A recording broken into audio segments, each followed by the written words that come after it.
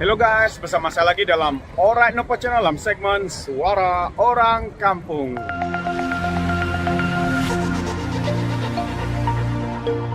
Oke, so sebelum kita teruskan, jangan lupa tekan butang subscribe, like, dan share. Mari kita ikuti berita panas hari ini. Sahabat-sahabat semua, seperti mana yang kita tahu bahwa esok adalah perbahasan ya. Esok adalah perbahasan berkaitan dengan rang undang-undang Akta Lompat Pati. Jadi kita tahu ini adalah perkara yang sangat penting. Kenapa undang-undang ini harus diadakan, diluluskan? Karena ini akan sedikit sebanyak membuatkan rakyat Malaysia yakin untuk turun mengundi, untuk memilih pemimpin yang mereka mahu. Supaya kalau mereka sudah terpilih, pemimpin-pemimpin tersebut tidak lagi berani untuk melompat kata, tidak lagi berani untuk cuba mengkhianat mandat yang telah dipilih atau diberi oleh rakyat kepada mereka ini. Oke, saya sudah post soalan tadi. Oke, mungkin kamu orang boleh membaca. Soalannya berbunyi sedemikian. Adakah Anda setuju menolak pengkhianat mandat rakyat yang telah meruntuhkan kerajaan Pakatan Harapan? Anda bersetuju untuk kita menolak mereka? Adakah Anda bersetuju untuk membuang mereka, untuk menghajar mereka? So inilah dia. Tidak kira mereka yang daripada Bersatu, tidak kira daripada Pejuang, daripada UMNO yang mengkhianat, tidak kira juga daripada PAS, dan juga terutamanya daripada Parti PKR sendiri, Azmin Ali dan geng-geng kartilnya itu. Sebagaimana pendapat Anda? Adakah Anda bersetuju dengan saya? Saya ingin membaca sedikit kenyataan rang undang-undang ini, apakah yang dinyatakan oleh Menteri ini, supaya kita lihat bersama kenyataan beliau berkaitan dengan undang-undang ini, supaya kita tahu sedikit semasa perbahasan pada hari esok ya, kita boleh ada sedikit gambaran apakah sebenarnya rang undang-undang yang akan dibahaskan esok. Jadi katanya undang-undang itu berhubung anti lompat pati akan dibentangkan pada 27 ya esok, dan jika tiada halangan akan digulungkan sehari kemudian pada 28 hari bulan. Kata Menteri di Jabatan Perdana Menteri, Parlimen dan Undang-Undang dari Dr. Wan Junaidi Tunku Jaafar. Inilah kata-katanya. Menurutnya, berkata rang undang-undang itu berhubung peruntukan larangan ahli parlimen bertukar parti jika itu juga telah menjalani banyak sesi libat urus sejak Januari lepas, sekaligus lazim diketahui dalam kalangan anggota rakyat. Ya, anggota rakyat sudah tahu, tapi rakyat tidak sangat mendengar apa yang dibincangkan oleh mereka. Jadi itu sangat penting untuk kita siapkan, supaya kita tidak rasa tertinggal ya, kita tidak rasa kosong semasa perbahasan dilakukan. Atau tambah Wan Junaidi lagi, corak bagi RUU itu juga berlainan jika dibandingkan dengan undang-undang sedia ada. Berikutan, ia dibuat jawatan kuasa pilihan khas dan dicetak oleh pihak parlimen dan bukannya dari Kamar Jabatan Peguam Negara. Jadi saya nak jelaskan di situ, katanya prosedur rang undang-undang itu sendiri semua ahli parlimen sudah tahu. Pada 27 ia akan dibahas, dan pada 28 petang jam 2.30 katanya dia sendiri ya, menteri ini akan menggulungkannya. Jadi esok adalah hari yang bersejarah ya, sahabat-sahabat semua. Esok adalah hari yang bersejarah, yang mana kita akan mendengar perbahasan rang undang-undang lompat katak, lompat pati. Ya, jadi ini adalah satu persiapan untuk kita mendengar, persiapan untuk kita apakah yang mereka akan bahaskan, apakah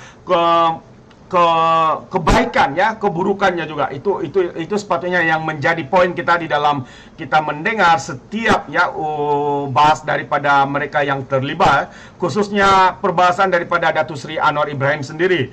Kalau tiada halangan, katanya ahli parlimen setuju dengan rang undang-undang itu, kita akan dapat menamatkan dan menyelesaikan perkara itu sebelum pukul 5.30 petang. Katanya pada sidang media selepas menghadiri majlis anugerah Lang International Corporate Titan Awards di Kuala Lumpur malam tadi.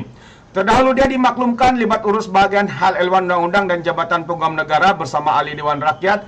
Kerajaan katanya akan diadakan pada 25 Julai hari ini. Kemarin sebenarnya sudah ada meeting untuk memberi penerangan. Jadi macam yang katakan, itu hanya di penerangan kepada ahli Dewan Rakyat, tapi tidak kepada rakyat. Dasar ini sangat penting untuk kita melihat sendiri perbahasan yang akan diadakan pada pagi esok sehingga pada hari esoknya 28 hari bulan.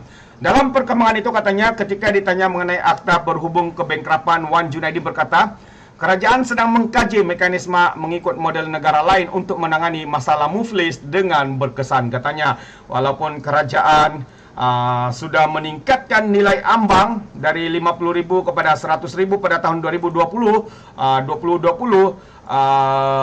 namun dia berpendapat ya, meningkatkan nilai ambang baru kepada jumlah lebih tinggi bukan penyelesaian yang baik, khususnya dengan kesan susulan impak COVID-19 ini, katanya. Walaupun apa lagi nih? Oke, saya pun tidak mau baca lebih. Itu dia yang dinyatakan. Jadi sahabat-sahabat semua, bagaimana pula dengan pendapat Anda ya? Adakah penting?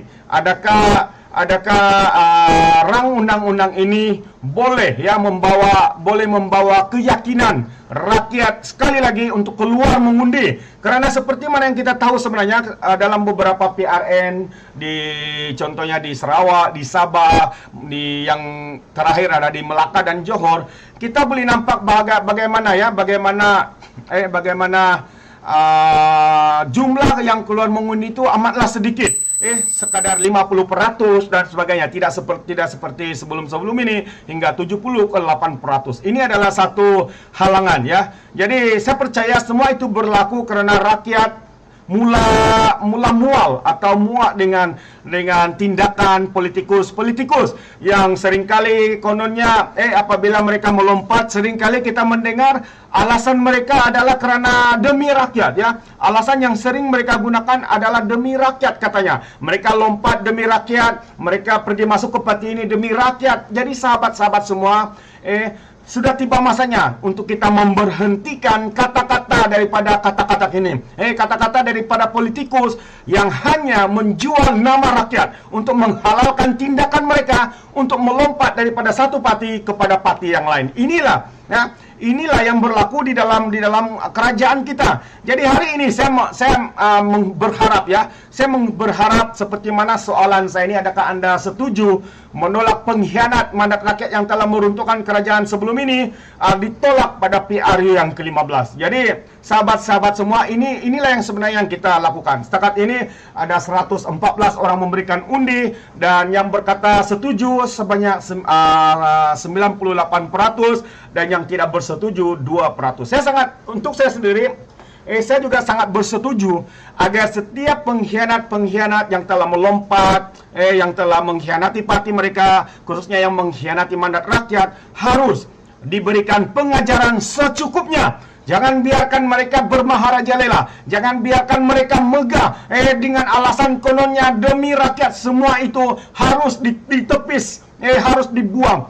Apabila mereka memberikan kata-kata seperti itu hari ini, saudara, sahabat-sahabat semua, sahabat seperjuangan, kita tahu bahwa semua itu hanyalah alasan. Semua itu sebenarnya menjual nama rakyat, kononnya demi rakyat, tapi sebenarnya hanya kepentingan pribadi mereka. Hanya karena mereka mengejar jawatan, hanya karena mereka mengejar pangkat, khususnya wang ringgit yang berada di hadapan mereka. Apatah lagi kalau mereka ditawarkan jutaan ringgit, mata mereka juling melihat jumlah yang ditawarkan itu.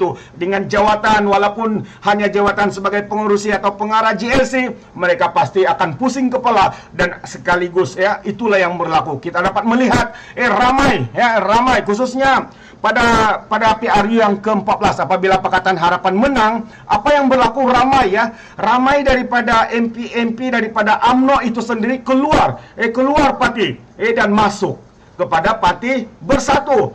Contohnya di Sabah sendiri ya, di Sabah kalau saya tidak silap seramai 11 ke 12 orang daripada MP UMNO.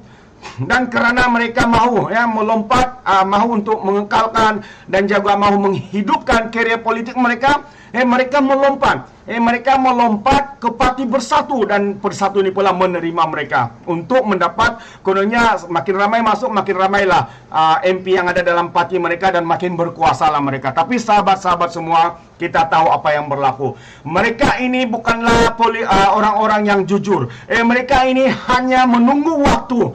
Mereka menunggu waktu untuk menikam belakang. Mereka menunggu waktu untuk menghancurkan kerajaan yang ada pada ketika itu. Itulah yang berlaku sahabat-sahabat semua. Seperti mana sebelum ini kerajaan Pakatan Harapan dan juga Bersatu menerima banyak daripada orang-orang UMNO masuk ke parti mereka, dan mereka ini sebenarnya yang mengkhianati dan menikam belakang dan melakukan langkah syaitan, langkah syaitan yang kita tahu apa yang berlaku seterusnya. Perkara ini sebenarnya harus dimasukkan ke dalam buku sejarah Malaysia. Jangan perkara ini dibiarkan begitu saja. Ini adalah satu pengajaran, ini adalah satu perkara sejarah, perkara yang benar yang harus diberikan atau dimasukkan di dalam buku sejarah Malaysia. Biar rakyat mereka-mereka yang belum ada, yang muda-luga lagi pada masa ini, biar mereka tahu bahwa perkara sebegini rupa pernah berlaku di dalam kerajaan kita. Karena apa? Hanya satu, kuasa, jawatan, wang ringgit. So, okay guys, sebelum saya mundurkan diri, seperti biasa, peribahasa mengatakan, tak apapun kangkap, tuatron keinginan. Sekian, bye-bye.